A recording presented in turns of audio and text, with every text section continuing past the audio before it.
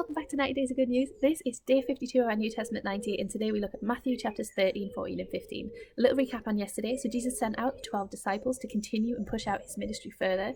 He talked a lot about recognizing people by their fruit and how that was so important. And later on, some of John's disciples actually come to him to ask, are you really the Messiah that was promised? In which his response is to get them to recognize him by his fruit, the actions that had been carried out throughout his ministry so far. So it was a really awesome couple of chapters that we read. Now today we actually have Matthew has gathered together a lot of the parables that Jesus taught and has given us the explanation of those parables, but also why Jesus chose to speak to people in this way. He frequently spoke to crowds in this way. We actually have some amazing miraculous feedings of two huge incredible crowds, one 5,000 and one 4,000. So this is a real moment for Jesus' compassion to be shown on people. And we also have the very sad news of the death of John the Baptist and the impact that has on Jesus. Yeah, let's get started. So I'll begin as I always do by praying over the word.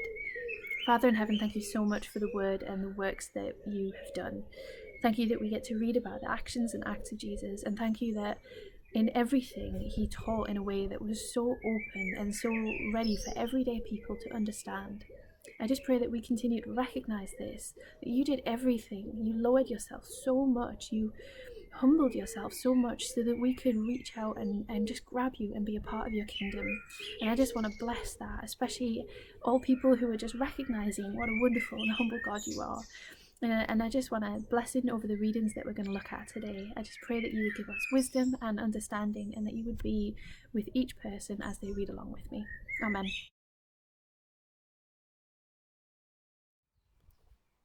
But blessed are your eyes because they see, and your ears because they hear.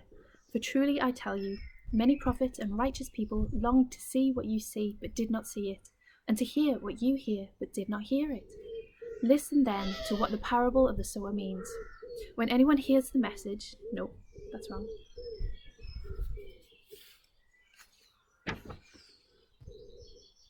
Oh no. But blessed are your eyes because they see, and your ears because they hear. For truly I tell you, many prophets and righteous people longed to see what you see, but did not see it, and to hear what you hear, but did not hear it. Listen then to what the parable of the sower means. When anyone hears the message about the kingdom and does not understand it, the evil one comes and snatches away what was sown in their heart. This is the seed along the path. The seed falling on rocky ground refers to someone who hears the word and at once receives it with joy. But since they have no root, they only last a short time. When trouble or persecution comes because of the word, they quickly fall away. The seed falling among the thorns refers to someone who hears the word, but the worries of this life and the deceitfulness of wealth choke the word, making it unfruitful. But the seed falling on good soil refers to someone who hears the word and understands it. This is the one who produces a crop, yielding 100, 60, or 30 times that what was sown. Jesus told them another parable. The kingdom of heaven is like a man who sowed good seed in his field. But while everyone was sleeping, his enemy came and sowed weeds among the wheat and went away. When the wheat sprouted and formed ears, then the weeds also appeared. The owner's servants came to him and said, "Sir, didn't you sow good seed in your field? Where then did the weeds come from?" "An enemy did this," he replied. The servants asked him, "Do you want us to go and pull them out?" "No," he answered, "because while you are pulling up the weeds, you may uproot the wheat with them. Let both grow together until the harvest. At that time, I will tell the harvesters, first collect the weeds and tie them in bundles to be burned, then gather the wheat and bring it into my barn." He told them another parable. The kingdom of heaven is like a mustard seed, which a man took and planted in his field. Though it is the smallest of all seeds, when it grows, it is the largest of the garden plants and becomes a tree, so that birds can come and perch in its branches. He told them still another parable. The kingdom of heaven is like yeast that a woman took and mixed into about 30 kilograms of flour until it worked all through the dough. Jesus spoke all these things to the crowds in parables. He did not say anything to them without using a parable. So was fulfilled what was spoken through the prophet. "I will open my mouth in parables. I will utter things hidden since the creation of the world." Then he left the crowd and went into the house. His disciples came to him and said, "Explain to us the parable of the weeds in the field." He answered, "The one who sowed the good seed is the Son of Man. The field is the world, and the good seed stands for the people of the kingdom. The weeds are the people of the evil one, and the enemy who sows them is the devil. The harvest is at the end of the age, and the harvesters are angels. As the weeds are pulled up and burned in the fire, so it will be at the end of the age. The Son of Man will send out his angels, and they will weed out his kingdom everything that causes sin and all who do evil. Then they will throw them into a blazing furnace, where there will be weeping and gnashing of teeth. Then the righteous will shine like the sun in the kingdom of their Father. Whoever has ears, let them hear. The kingdom of heaven is like treasure hidden in a field. When a man found it, he hid it again. And to his joy, he went and sold all he had and bought that field. Again, the kingdom of heaven is like a merchant looking for fine pearls. When he found one of great value, he went away and sold everything he had and bought it. Once again, the kingdom of heaven is like a net that was down into a lake and caught all kinds of fish. When it was full, the fishermen pulled it onto the shore. Then they sat down and collected the good fish in baskets, but threw the bad away. This is how it will be at the end of the age. The angels will come and separate the wicked from the righteous, throw them into a blazing furnace, where there will be weeping and gnashing of teeth. Have you understood all these things? Jesus asked. Yes, they replied. He said to them, Therefore every teacher of the law who has become a disciple in the kingdom of heaven is like the owner of a house who brings out of his storeroom new treasures as well as old. When Jesus had finished these parables, he moved on from there. Coming to his hometown, he began teaching the people in their synagogue, and they were amazed. Where did this man get this wisdom and these miraculous powers? They asked. Isn't this the carpenter's son? Isn't his mother's name Mary, and aren't his brothers James, Joseph, Simon, and Judas? Aren't all his sisters with us? Where then did this man get all these things? And they took offense at him. But Jesus said to them, A prophet is not without honour except in his own town and in his own home. He did not do many miracles there because of their lack of faith. At that time, Herod the Tetrarch heard the report about Jesus, and he said to his attendants, This is John the Baptist. He has risen from the dead. That is why the miraculous powers are at work at him. Now Herod had arrested John and bound him and put him in prison because of Herodias, his brother Philip's wife. For John had been saying to him, It is not lawful for you to have her. Herod wanted to kill John, but he was afraid of the people because they considered John a prophet. On Herod's birthday, the daughter of Herodias danced for the guests and pleased Herod so much that he promised with an oath to give her whatever she asked. Prompted by her mother, she said, Give me here on a dish the head of John the Baptist. The king was distressed, but because of his oaths and his dinner guests, he ordered that her request be granted and had John beheaded in prison. His head was brought in on a dish and given to the girl, who carried it to her mother. John's disciples came and took his body and buried it. Then they went and told Jesus. When Jesus had heard what had happened, he withdrew by boat privately to a solitary place. Hearing of this, the crowds followed him on foot from towns. When Jesus landed and saw a large crowd, he had compassion on them and healed those who were ill. As evening approached, the disciples came to him and said, This is a remote place, and it's getting really late. Send the crowds away so that they can go to the villages and buy themselves some food. Jesus replied, They do not need to go away. You give them something to eat. We have here only 5 loaves of bread and 2 fish, they answered. Bring them here to me, he said, and he told the people to sit down on the grass. Taking 5 loaves and the 2 fish, and looking up to heaven, he gave thanks and broke the loaves. Then he gave them to the disciples, and the disciples gave them to the people. They all ate and were satisfied, and the disciples picked up 12 basketfuls of broken pieces that were left over. The number of those who ate was about 5,000 men, besides women and children. Immediately, Jesus made the disciples get into the boat and go on ahead of him to the other side, while he dismissed the crowd. After he had dismissed them, he went up on a mountainside by himself to pray.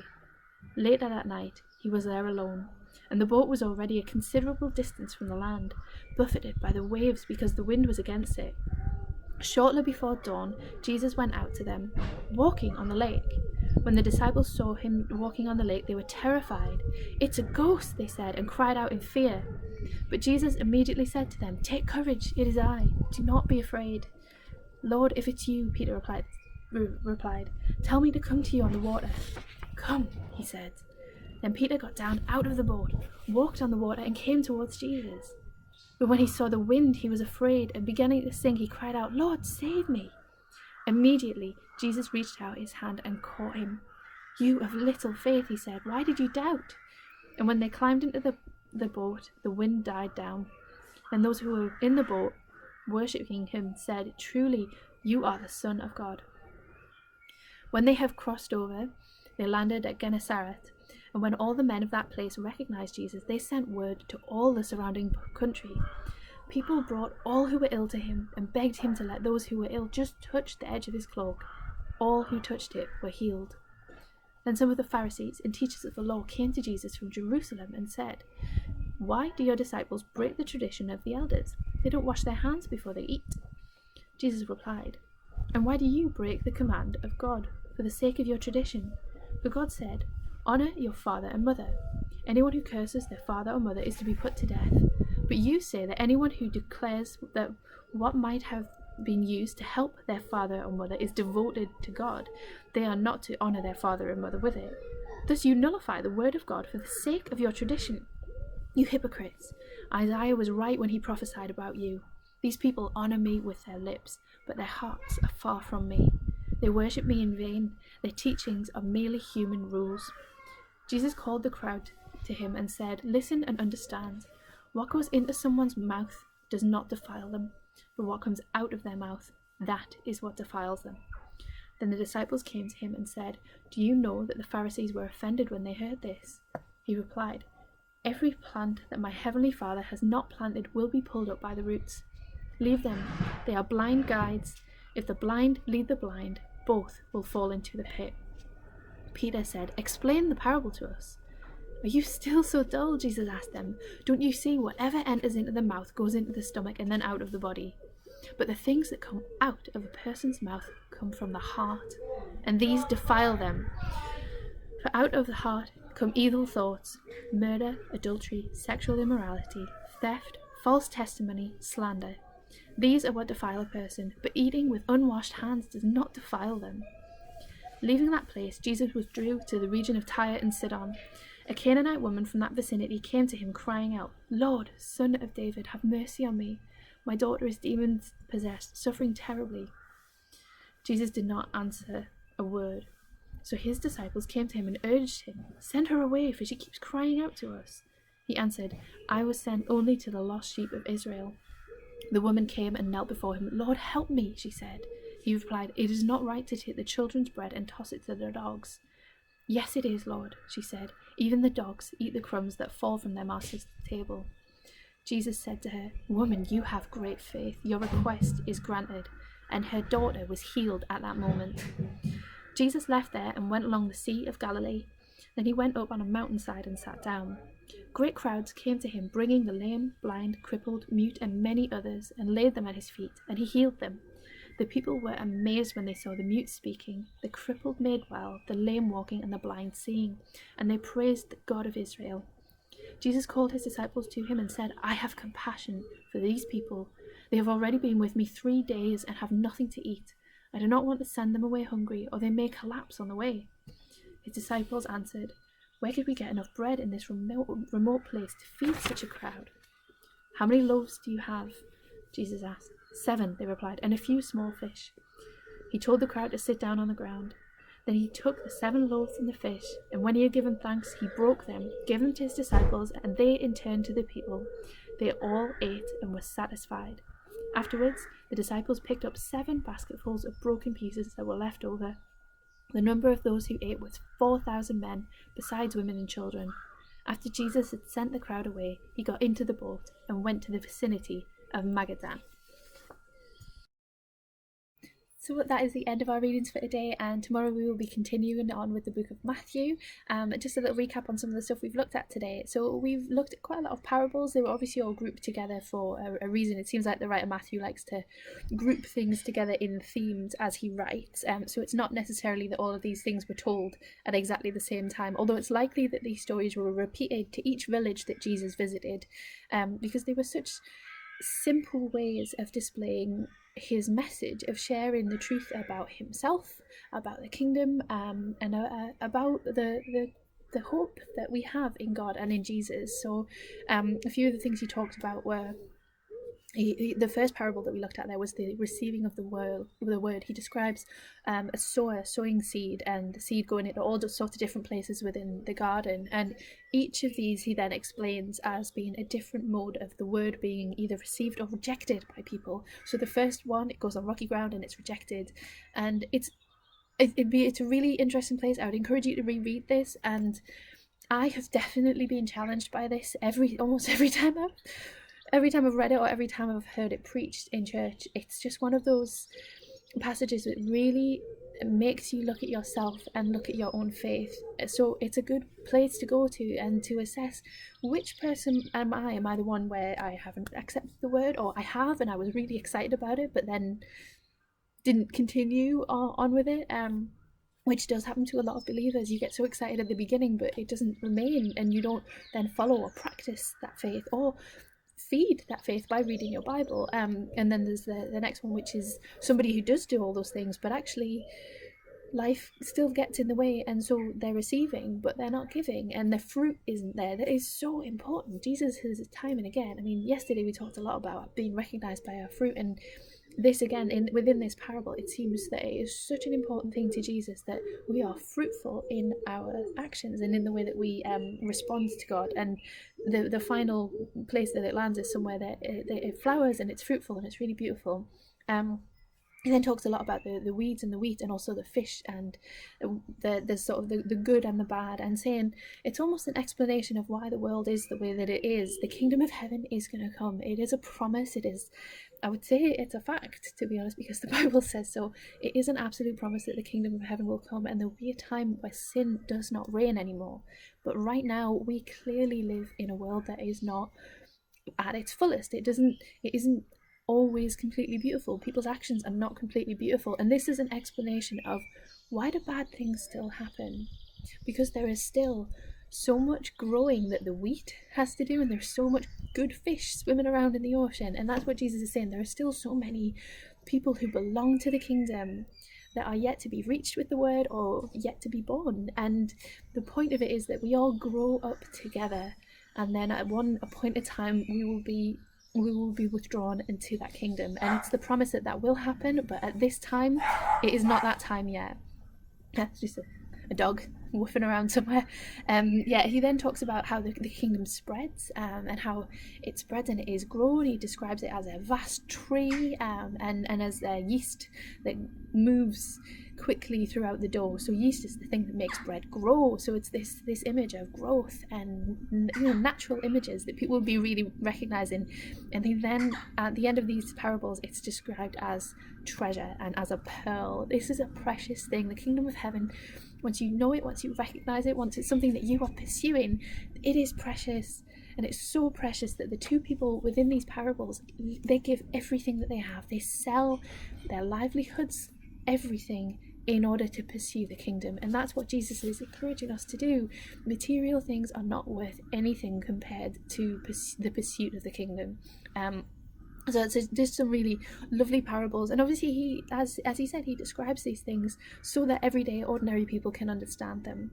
Now the next thing immediately after these, Jesus hears, we have the description of when Jesus heard about John the Baptist and his beheading, and he actually goes to withdraw. He goes to be on his own and to potentially mourn and pray for John, because this isn't, I mean, we talk again, this is his physical family, this is his cousin, but this is also a man that he has very recently, in a few chapters previously, he's explained that this is a great prophet. He said this, there is no one there was no human greater than John. He is such a dedicated man of God, and Jesus mourns because this was such a brilliant person. And of course he's sad that he's no longer on this earth. He knows where he is, he knows that he's going to meet him in the kingdom of heaven, but right now John has been taken away, and that's a really sad thing for Jesus. This is a man that he loved dearly. He was a good friend and a good man. So Jesus is actually going away to withdraw, to be on his own, and at this time the crowds just can't keep away from him. Time and again we have this description of these huge, great big crowds that can't help but keep away from Jesus, and they love him so much. And at this time where Jesus is probably really low and really sad, he actually then performs an incredible miracle and just goes, I'm going to feed you all. I have so much compassion on you because you followed me, because you are choosing to follow me. And he just gives and gives and gives and makes sure that every person there doesn't just eat but are satisfied and there's some left over. It's like an abundance that he gives. And to trust in the fact that he does that, and to have belief in these miracles that we read about now, because they seem so unusual and would that really happen in our life? But to read these not just as like Sunday school children, but to read these as adults, and to really allow yourself to trust in Jesus, and just to believe that you will give in abundance. You won't just give until I'm kind of fed. You'll give until I'm satisfied, and I will have some left over. He then walks on water, which is an incredible display of his power, but also a chance for his disciples to demonstrate faith. Throughout these books, we actually have quite a lot of times where Peter in particular, I think he's almost representative of the rest of the disciples. I think if we had stories about all of them, the book would be about 400 chapters long. But it's almost an opportunity to continue to look at, what is the disciples' faith looking like at this point? What does it look like? So at this point, earlier on we had Jesus in the boat and the storm was going, and the disciples didn't quite trust that, he's with us and we're safe. But now Peter actually walks on the water. He walks towards Jesus, but then he looks at the world and it freaks him out. And it's like drip feeding. Jesus is he's just checking in. He's making sure, is their faithfulness, is it growing? Are they trusting in me more? And I want them to trust in me more and more. And it's just a really lovely little, you see it throughout the book, and we'll probably see more and more as we continue to read as well. We then have the description from Jesus that it is so important the way we speak, because he's talking about the Pharisees and the way that they say one thing but mean another thing, and they're not honourable with the way the instructions that they give people are not honourable. But instead we have the message from Jesus that it is so important that what you say comes from your heart, because that's what it reveals. Your words reveal what is in your heart, so that's where you have to check yourself in your heart. And then at the end we have another description of another feeding, of this time of 4,000 plus people, and this time it just starts with a really lovely description that Jesus saw the crowds and had compassion on them. So this is just we've had a lot of that, just the way that Jesus feels about other people, the way he wants people to have a strong faith, and he wants them to know that they are welcome in the kingdom, and that the kingdom is there for everyone. So it's just a really lovely explanation. Right, I feel like I've talked for quite a while now, so I'm going to let you all go. Sorry. And I will see you tomorrow to continue the book of Matthew.